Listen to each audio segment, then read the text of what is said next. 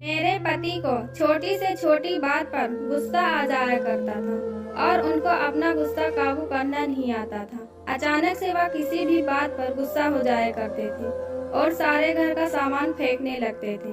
कई दफा उन्हें मोहब्बत से समझाया कि इतना गुस्सा ठीक नहीं होता, लेकिन उन्हें किसी भी सूरत समझ में नहीं आ रहा था। वह न चाहते हुए भी मुझ पर गुस्सा हो जाया करते।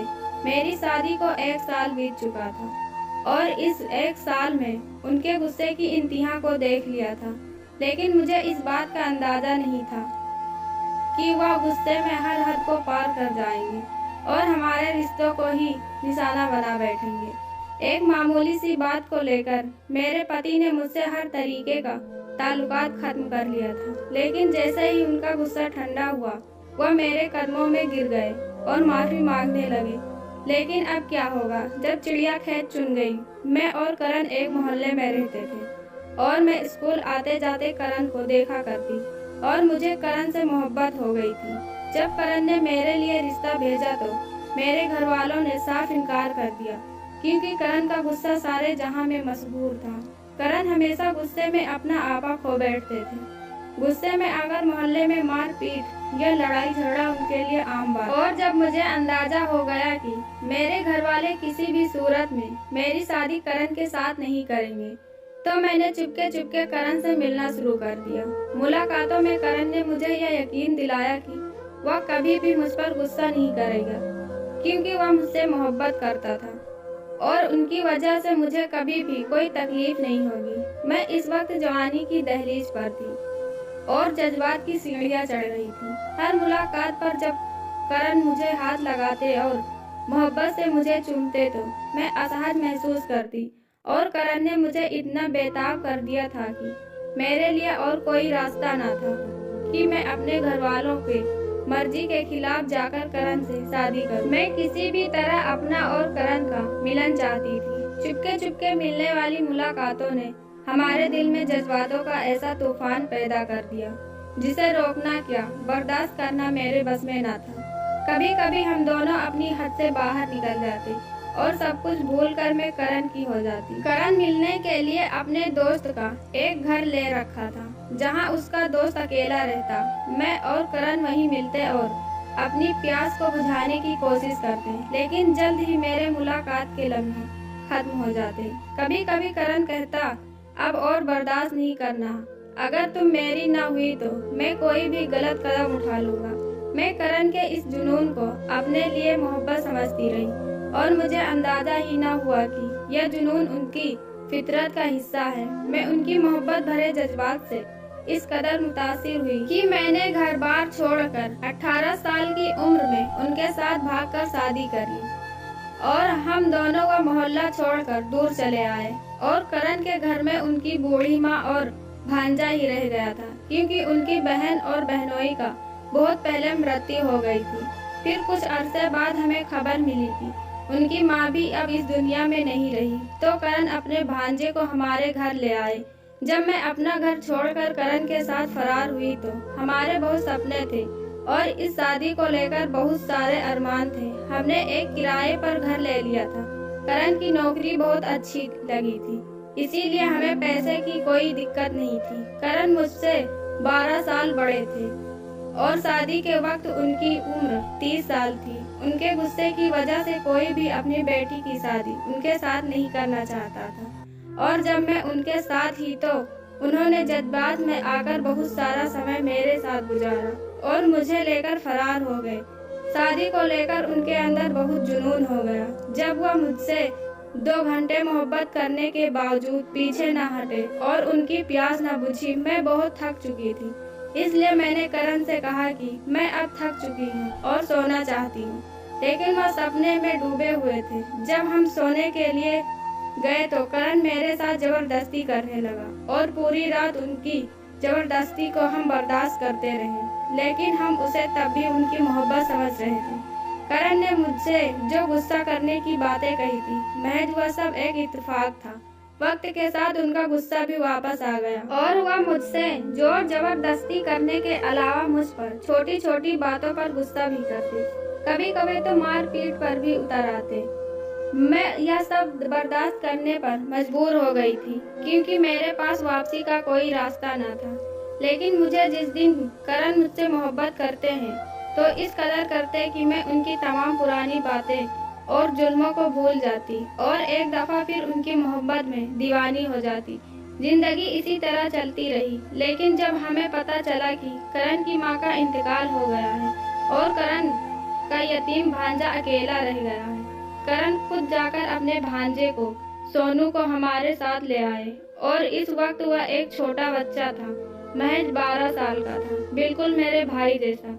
इसीलिए मैंने उसे देखते ही फौरन अपने सीने से लगा लिया और उससे बहुत ज्यादा प्यार करने लगी। मैं हर वक्त उसका ख्याल रखती और उसके साथ साथ रहती। सोनू को पढ़ाने की भी जिम्मेदारी मैंने ली थी क्योंकि मेरे पास घर के थोड़े बहुत कुछ ही काम हुआ करते थे और बाकी फ्री टाइम रहती। सोनू के घर आने से मेरा दिल लग गया था और मुझे करण के गुस्से से भी निजात मिलने लगी थी क्योंकि सोनू की मौजूदगी में करण मुझसे मारपीट न करते। छोटी छोटी बातों पर गुस्सा हो जाना अभी भी उनकी आदत थी। सोनू भी बचपन से ही करण के इस रवैये से वाकिफ थे, इसीलिए यह बात उसके लिए नई नहीं थी। अक्सर करण की न मौजूदगी में वह करण को मजाक मजाक में बुरा भला कह देता और मैं उसकी बात सुनकर मुस्कुरा उठती। वह मुझे कहता, एनम दीदी, मुझे बिल्कुल अच्छा नहीं लगता कि मामू आपके साथ इस तरीके का रवैया करते हैं जबकि आप इतनी अच्छी हैं। मैं मुस्कुराकर सोनू की बात को टाल देती, लेकिन सच तो यह था कि मुझसे भी अब करण का सलूक मुझसे बर्दाश्त नहीं होता था। मोहब्बत के जो हसीन सपने सजाए मैं करण के साथ आई थी, करण ने एक एक करके उन तमाम सपनों को तोड़ दिया था। कई दफा मैंने सोचा कि क्यों न अपने घर वापस लौट जाऊं, लेकिन फिर इतना हिम्मत न हो सकी कि दोबारा अपने माँ बाप का सामना करूं। एक दिन करण बहुत गुस्से में ऑफिस से घर लौटे और इत्तेफाक से मुझे खाना पकाने में देर हो गई थी क्योंकि आज सुबह से ही घर में गैस खत्म थी। करण मेरी बात सुनने बगैर ही गुस्से में ही घर का सारा सामान फेंकना शुरू कर दिया और जब मैं उन्हें रोकने की कोशिश की और बताना चाहा कि सुबह से गैस नहीं थी तो उन्होंने मेरी बात सुने बगैर ही मुझे तलाक दे दिया। मैं अपनी जगह पर ही हक्का बक्का रह गई और करण को इस बात का अंदाजा न हुआ कि वह मुझ पर किस तरह का कहर ढा गए हैं। हमेशा की तरह थोड़ी ही देर में उनका गुस्सा शांत हो गया कि उन्हें एहसास हुआ कि हम दोनों के साथ कैसा जुल्म कर गए हैं। वह मेरे कदमों में बैठ गए और जोर जोर से रोने लगे। उन्होंने यही कहा, उन्होंने जो कुछ भी कहा वह गुस्से में कहा और उसका कोई मतलब न था। मैं उसकी बात किसी भी सूरत नहीं मान सकती थी। मेरे नजदीक अब तलाक हो चुका था। जब करण ने देखा कि मैं किसी भी कीमत पर उनके साथ रहने के लिए राजी नहीं हूँ तो उन्होंने एक दरमियानी रास्ता निकाला और कहने लगे कि मैं इस घर में रहकर अपने इज्जत के दिन गुजार लूं और फिर सोनू से शादी करके दोबारा उनसे शादी कर लूं। करण की बात सुनकर मेरी जान निकल गई थी। वह अपने मतलब की खातिर अपने 13 साल के भांजे से मेरी शादी करना चाहते हैं। करण ने कहा यही एक रास्ता है जिसके जरिए से हम दोनों एक हो सकते हैं। मेरे पास करण की बात मानने के अलावा और कोई रास्ता ना था, इसीलिए मैं इस घर में रहकर अपनी इज्जत पूरी करने लगी। फिलहाल हमने यह बात सोनू से छुपा ली थी। मैं रात को स्टोर रूम में चली जाती और रात वहीं गुजारती। दिन भर तो करण घर पर मौजूद न होते थे। शुरू में सोनू तो बहुत हैरान हुआ कि मैं इसके रूम में क्यों सोने लगी हूँ, लेकिन फिर मैंने यह बात कहकर खत्म कर दी कि उसके मामू मुझसे नाराज हैं और वह मुझे अपने कमरे में नहीं रखना चाहते। दिन बहुत जल्दी से पर लगाकर उड़ रहे थे। करण से मेरी जुदाई बर्दाश्त न हो रही थी। कई दफा वह मुझसे बात करने की भी कोशिश की, लेकिन मैं हर दफा उनसे मुंह फेर लेती थी। इस वक्त वह एक गैर मर्द के सिवा कुछ और न थे। सोनू ने भी इंटरनेट के जरिए कोई भी नौकरी ढूंढ ली थी और वह पढ़ाई के साथ साथ ही खाली वक्त में इंटरनेट में मसरूफ रहता। मैं जब भी उसे कहती कि इस वक्त काम करने की क्या जरूरत आ गई है तो मुस्कुरा कर कहता कि वह हमेशा मेरे और मामू के सहारे पर जिंदगी नहीं गुजार सकता और वह जल्द ही अपनी जिंदगी आगे बढ़ाना चाहता है। मुझे सोनू को देखकर बहुत ही खुशी महसूस होती। वह एक सुलझा हुआ और समझदार लड़का था। उस दिन सोनू को बैठा कर करण ने बहुत मोहब्बत से सारी बात बताई, जिसे सुनकर सोनू परेशान हो गया। उसे यकीन ही नहीं हो रहा था कि करण ने उसे तलाक दे दिया है। लेकिन फिर उसे समझ आ गया कि मैं इतने अरसे से स्टोर रूम में क्यों रातें गुजार रही हूँ। और जब करण ने सोनू से यह बताया कि वह क्या चाहता है, तो सोनू बिल्कुल हक्का बक्का रह गया और कहने लगा कि यह कैसे मुमकिन है कि मैं अपनी मामी से शादी कर लूं। करण ने कहा, शादी करने का एक ही रास्ता है कि तुम एनम को एक रात के लिए शादी कर लो, फिर तुम भले ही उसे अगले दिन छोड़ देना। यह बात हम तीनों के अलावा और किसी को भी मालूम न होगी और हमारा भरम रह जाएगा। और फिर एक बार एनम से हमारी शादी हो गई। सोनू ने एक नजर मुझ पर डाली जो इन दोनों के बीच हो रही बातों के दरमियान खामोश आंसू बहा रही थी। सोनू को मालूम न था कि मेरे आगे पीछे कोई नहीं और मैं एक बेसहारा औरत हूँ। अगर सोनू इस शादी के लिए राजी नहीं होगा तो मैं दर दर भटकती रहूंगी।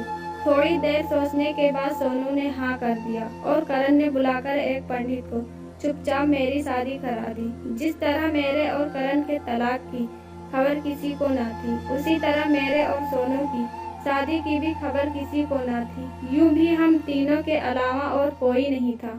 मेरे और सोनू की शादी हो जाने के बाद करण यह कहकर घर से चले गए कि वह सुबह में घर आएंगे और उनके आने से पहले सोनू उन्हें तलाक दे देगा।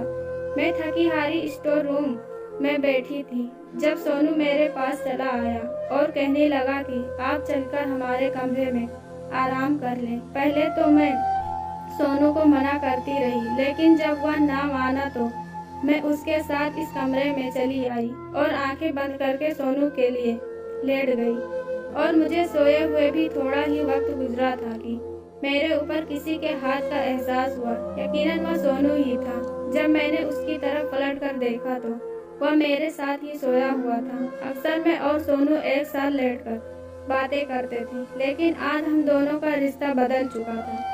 इसीलिए मैं उसके साथ एक ही बिस्तर पर लेटकर बहुत अच्छा महसूस कर रही थी। सोनू धीरे धीरे मेरे जिस्म पर उंगलियां चलाने लगा और मैं उठ पड़ी, लेकिन सोनू ने दोबारा मुझे अपने बराबर पर लिटा लिया और आहिस्ता आहिस्ता मेरे करीब हो गया।